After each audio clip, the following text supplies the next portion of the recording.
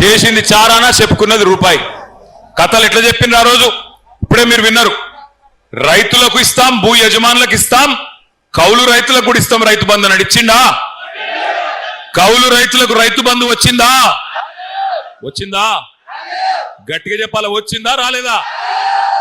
అట్లాగే ఇంకొక మాట చెప్పిండు, రైతు కూలీలకు నెలకు 1000 రూపాయల చొప్పున సంవత్సరానికి 12,000 ఇస్తా, ఇందిరమ్మ ఆత్మీయ భరోసా అన్నాడు. వచ్చిందా? రైతు కూలీలకు, నిరుపేదలకు, భూమి లేని వాళ్లకు 1000 రూపాయలు వచ్చిందా నెలకు? బోనస్ వచ్చిందా? ఏమన్నా వచ్చిందా? మరి మనకు సోయి వచ్చిందా? పరిగిలో సోయి అన్న వచ్చిందా లేదా? మరి అది వస్తే చాలు. ఎందుకంటున్నా అంటే పచ్చి అబద్ధాలు. నువ్వు ఆగుతావు జర్ర, నేను ఈడో వరి నువ్వు ఆడవరితే ఎవరికి పడుతుంది? ఆగురా అయ్యా, ఇప్పుడు నీకు దండం పెడతా, నీకు ఆగురా తమ్మ. ఈ కోపమంతా ఎలక్షన్లో చూపెట్టాలి, గీడ నా మీద చూపెడితే వస్తుంది. ఇప్పుడు నేను మిమ్మల్ని అందరినీ కోరేది ఒకటే, ఇటువంటి జూట మాటలు ఒకటి కాదు, రెండు కాదు, 420 చెప్పిండ్రు. 420 హామీలు ఇచ్చి 420 మాటలు చెప్పి ఇవాళ ఓట్లు వేయించుకున్నారు. 2 పంటలకే ఇస్తావా కేసీఆర్, 3వ పంటకి ఇయ్యావా రైతు బంధు అన్నాడు. యాదుకున్నదా? మరి అలా రైతు బంధు పడుతుందా? కేసీఆర్ ఉన్నప్పుడేమో మీకు నాట్లప్పుడు రైతు బంధు పడేది, ఇప్పుడేమో ఓట్లప్పుడు మాత్రమే పడుతుంది. పార్లమెంటుకు ఒకసారి ఇచ్చిండు, అట్లాగే పంచాయతీ ఎన్నికలకు ఒకసారి ఇచ్చిండు. మళ్ళా ఇప్పటి వరకు రైతు బంధు లేదు, 3 సార్లు ఎగ్గొట్టిండు. మరి ఇప్పుడు రేవంత్ రెడ్డి గారు ముఖ్యమంత్రి, ఆయనతో నాకేం వ్యక్తిగతంగా పంచాయతీ లేదు.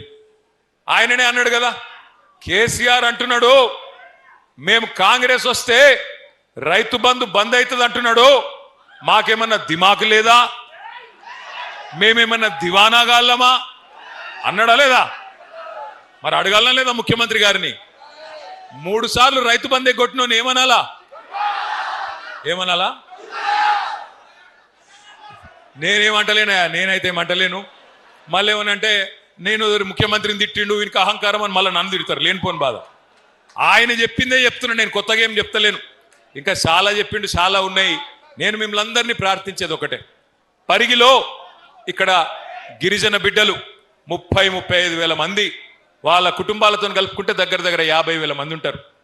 ఎస్సీ ఎస్టీలకు ఏం చెప్పిండు రేవంత్ రెడ్డి గారు? కేసీఆర్ దళిత బంధు ఇస్తున్నాడు, 10 లక్షలు ఇస్తున్నాడు, నేను రాగానే ఎంత ఇస్తా అన్నాడు? 12 లక్షల రూపాయలు ఇస్తా, దళిత బంధు వేస్ట్, అంబేద్కర్ అభయహస్తం ఇస్తా అన్నాడు. పరిగిల ఒక్కలకన్నా 12 పైసలు వచ్చినాయి, ఎవరికన్నా 12 పైసలు.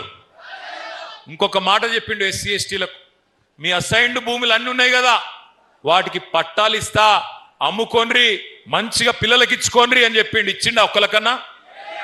ఇప్పుడు భూములు గుంజుకుంటుండా లేదా? ఇప్పుడు పరిగిలో భూములు గుంజుకుంటుండా లేదా?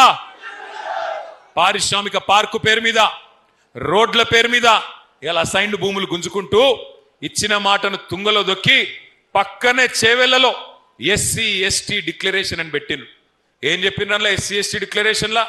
పెద్ద పెద్ద మాటలు చెప్పినారు.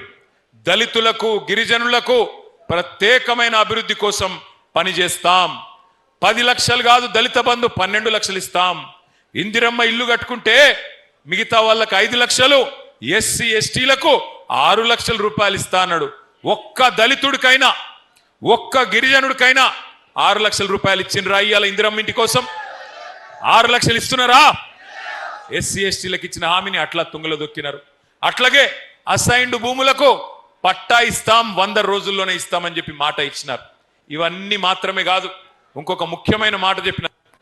ఎస్సీలకు 18%, ఎస్టీలకు 12%, 30% ప్రభుత్వ కాంట్రాక్టులలో, మీకు ప్రభుత్వ కాంట్రాక్టులలో కూడా 30% ఎస్సీ ఎస్టీలకు, బీసీలకు 42% ప్రభుత్వ కాంట్రాక్టులలో మీకే వర్కులు ఇస్తా, మీకే కాంట్రాక్టులు ఇస్తా అన్నాడు.